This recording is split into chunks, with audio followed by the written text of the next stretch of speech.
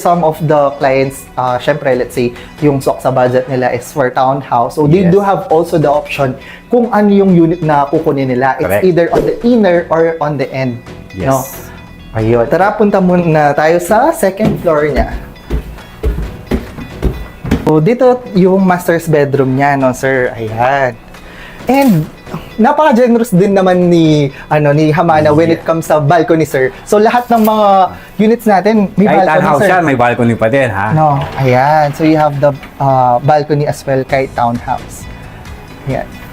So, again, this will be your master's bedroom. And, for the second floor niya, actually, technically, tatlo. However, yung isa, sir, I believe, pwede siya for the work from home setup na tama. Kasi, sir, yung iba, uso na talaga ngayon yung work from home, di ba? So, yung isa, pwede siya, gawin mo siyang parang mini office. But, basically, right beside your master's bedroom, you have the toilet and bathroom, and you have your second room here.